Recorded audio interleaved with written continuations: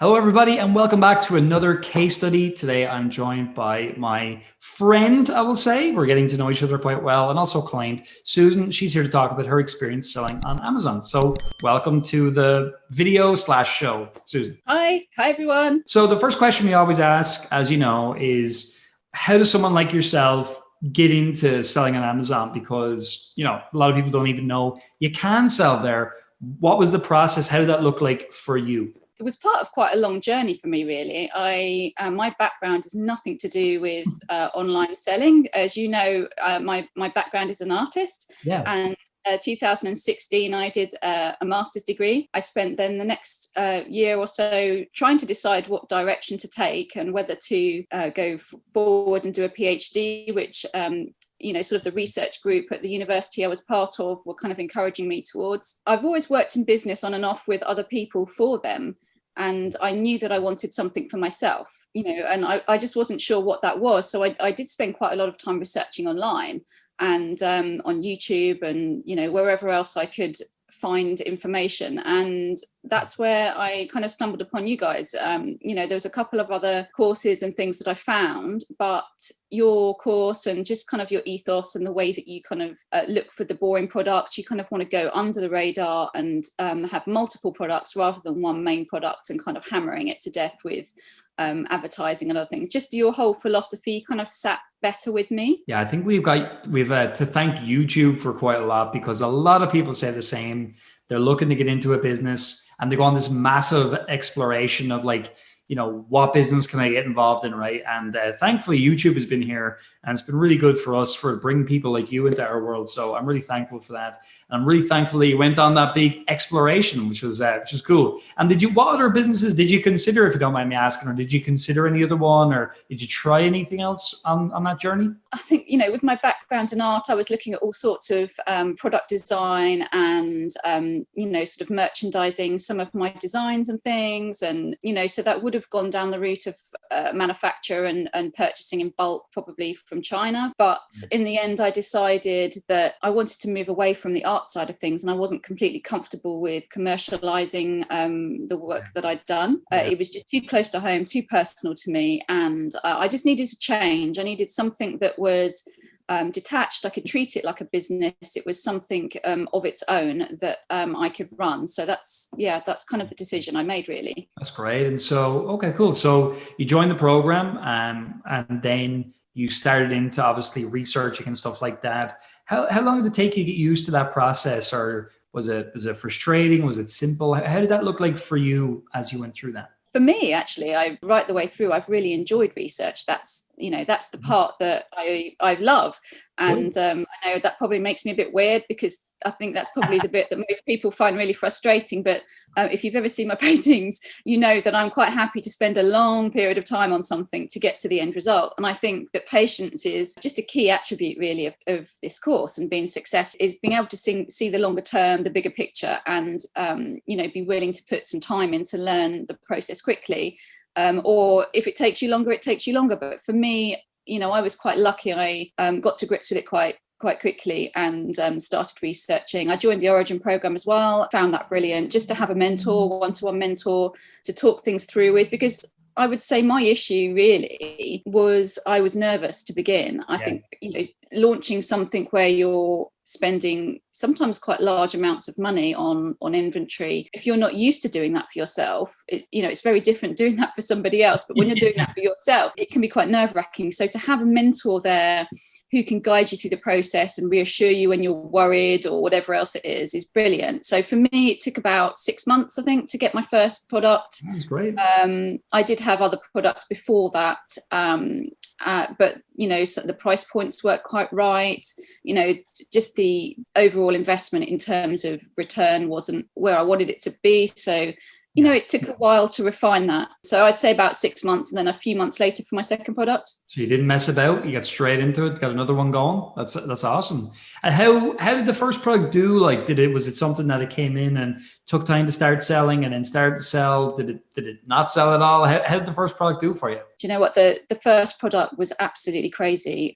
Really? So the first product, I've got a confession to make. The first product, I was really worried I'd made a mistake on.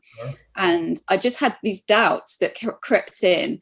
So even though I think I got it into stock in around October, November time, and I was too scared to launch it. I just thought, I was almost in denial. And I thought that, if I don't know that I've failed, then I haven't failed. Kind of. Exactly, yeah. And then in the meantime, my second one came into stock. And so for some reason, I thought it was great to launch the second product first. So, so I sent that one into stock in the December, I think it was. And that was slow to begin with, but then it was selling kind of, it got up to the 5 units a day, which was great. That's kind of what we aim for. And then I waited until probably February, maybe, till I actually launched my first product. So I'd had it sitting in the hub all this time, and I was just so scared it was a complete flunk, and I didn't want to know that, it was a failure. Anyway, to cut a long story short, it just went absolutely crazy. And I don't know if that's because of lockdown or whatever else, but I sold out of 9 months worth of stock in about 2 months. Wow. So how many units was that? Like quite a few hundred? Sometimes 40 units a day. Wow, holy crap. It was going really nuts. And so that was kind of, scary in that, your heart's pumping and you're thinking, oh my God, I'm going to run out of stock. But also China had closed, I couldn't be able to stock. So I knew I was going to run out. But yeah, it's, anyone that follows the process for Marketplace Superheroes knows that really we're after products that go under the radar. And that you almost don't want it to be too successful. Yeah, like that's crazy. It's picked up by all sorts of crazy bits of software out there, and other people are going to jump on it for hot products and all this kind of stuff. Sure. So although it was brilliant for the couple of months that it was selling really well, it was also kind of scary because I was thinking, I don't want it to become a hot product. I know. I want to keep it for myself. Yeah, and what was the price point of that product, the first one? That something like around $12 and around $20, something like that. Or I had it in the UK and the US. So like for a little while, you were doing significant revenue daily. Like whenever it was in stock, it was best part of $1,000 a day ish. Which is it was it was really scary.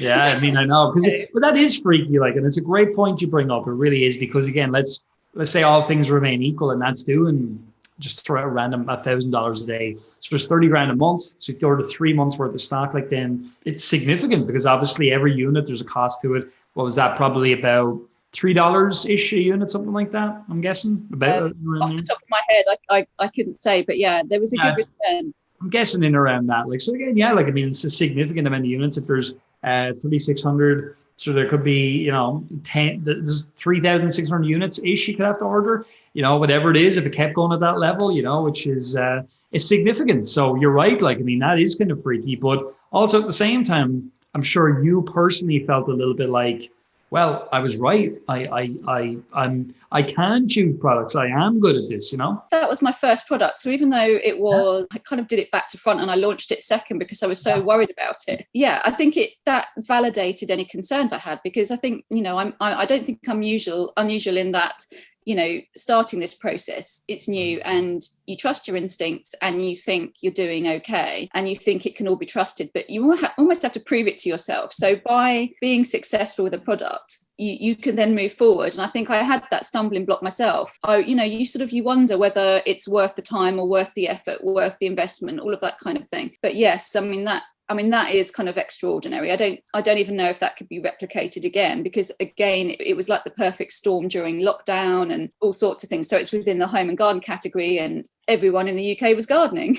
Yeah, but things are. But again, we're moving into another one now, and who knows? But I don't think it will only be down to that. I think there's more than just that. But there's no doubt when there was more people on the platform buying stuff, that definitely that contributed some way towards it, but not the full way, which is because a lot of garden centers were open and stuff like that. It's certainly in Ireland anyway, and a lot of the phases of it. But anyway, that's great. So you brought in your second, and so we don't have to go into too much detail, but right now in your business, how many products have you got in your business at the moment? At the moment, I've got the 2, and then I've got another 3 that are at sea, that are on their way, and I've got about another 5 that I'm looking at the moment with manufacturers. But we always talk about a pipeline. I've just got this infinite kind of list of products that I'm really excited about launching, and it's just a case of time and money, as many things are, to be able to, take them forward. And I find, you learn a lot about your own working processes. And for me, it's kind of, across all my businesses, I'm sort of streamlining things.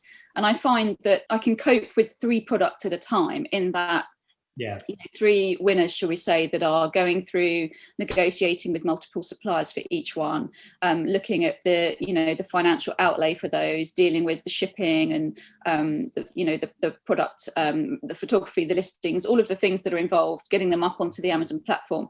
I find 3 at a time, when you keep the rolling schedule going, it seems to work best for me. Well, that's great, and you're right. You do learn a lot about yourself and your working methodology. So that's true. And one thing you mentioned, I think it's really worth mentioning, is why you were saying to me before we started that there was some alternative things you did to continue raising money for your business. So I'm sure a lot of people would love to hear what you did to raise. Well, I know you're a real advocate for kind of side hustles and things. So basically, after I'd signed up for the Origin program, and I launched my first product, I said, within about 6 months. During that time, I got my Amazon account up and running, and I'm obviously based in the UK. And I decided that I knew nothing about the selling platform of Amazon. I'd not even really seen inside Seller Central. I didn't know what it looked like. I didn't know how to operate it. So what I thought I would do was to sell some stuff while I was waiting for my first lot of products to come into stock. I decided, I think it was after watching one of your videos actually, with someone that you'd interviewed, was to sell some books. So used books. So I started going out and sourcing all these books, hundreds of books. I don't do anything by half. I know that. So I went and sourced all these books, and I was scanning them in and then sending boxes of them into Amazon, and it was doing really well. And then I decided to try some retail arbitrage, so I was doing that as well. And so that kept me busy. Process of doing that, I was going to all sorts of book fairs and charity shops, I think they call them thrift stores in the US, to pick up the books. And at the same time, I was noticing other things. And so the penny dropped, and I thought, well, why am I not picking up other things and selling them too? So that's when my eBay store was born. Brilliant. I set up a business eBay store and around the same time, and launched that. And that has just been doing phenomenally well. I'm mainly, you can see sort of behind me here, there's lots of storage. I have it in other rooms as well. That's great. Mainly kind of clothes and shoes, like designer clothes and shoes and things. I do some kind of ceramics and art house kind of pottery and ceramics and things like that. Just anything that catches my eye, really, that I know there's a decent return on. And so that has been really enjoyable, but also profitable for me. And it means that I've been able to use that money to reinvest into Amazon private label products, rather than just using all my savings or other methods. I'm kind of generating my own income. Yeah, I love it. I think it's great. It's like a bicycle, where you have 2 wheels, and one wheel, you need 2 wheels. Some people can do unicycle, but it's kind of tricky. So like you have one that's the eBay wheel, that's the Amazon wheel, let's just say, and they're both working together to build a business for you. So I think that's great. And I'm a huge advocate of that, as you know. And maybe that's something we can talk about in the future, Susan. I'm sure a lot of people would like to know, like, what you're doing with eBay. How does it work? Because you're in your local area sourcing a lot of these products, right? So again, people in the local areas can find a lot of these things. And obviously, all right, some shops are closing or whatever, but they'll be back open. And that's a time when you can definitely do stuff like that. So yeah, and I think it's also down to, you always say this as well, it's all down to contacts. And I think that, if you're serious about something, making just a few key contacts, and being able to scale a business can make all the difference, which is exactly what I did with the eBay store, really, that enabled me to buy inventory in bulk.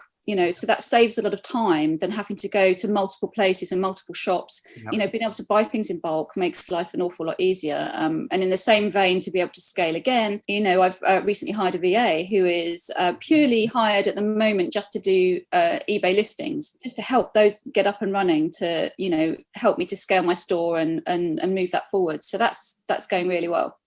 I love it. Well, that's the thing I love about you and why I wanted to have you on. I've been chasing you mercilessly because of that attitude you bring. And I feel a lot of people could learn a lot from your interview today, just the way you just go at things, and you say, I don't do things by halves, I go and make it happen. And I think that's really inspiring for me as well, like just seeing someone go and doing that. And again, like knowing what I know about you and stuff like that, it's huge. Like, you know, I remember chatting to you on our first calls, and the person you are today, you're like a different person. Like, I mean, not that you're not that you were a worse person or anything back then, but just a different person, like much more empowered and stuff like that. And that's down to the work you've done. So that's huge, you know. When you're faced with problems in life or in business, I think you have a choice to make, don't you? And you have to build that resilience within you. You know, I've had a couple of things this morning that potentially could have, you know, caused me a problem, but I think, you know, you can always rise above it if you take a step back and think hard about, actually, what is this? You know, detach yourself from it a little bit and just analyze it for a moment. And there's always solutions to things, always. There's always people you can reach out to for help. I mean, the Marketplace Superheroes community is fantastic. You know, there's always moderators and coaches on all the groups. There's always this support sort of email service that you've got. And I just feel that, you know, everyone there wants you to succeed. You know, it's not this kind of competition thing. I think we all want each other to succeed. We're all there for each other, which is just brilliant. Yeah, absolutely. And again, like you started out a client, you've now moved on, you do a little bit of stuff with our validations now, right? Yeah, well, as I said, you know, right from the word go, I've just loved the product research side of things. It's something that I actually really enjoy. And so to see people's validations coming in and to be able to assess the market for them, you know, look at the price points and to give them an honest answer, whether actually you feel if it's going to work or not, whether it's worth the investment, is just, you know, it's fantastic. You know, I love helping people, and, you know, I genuinely feel that it's a really fantastic service to offer.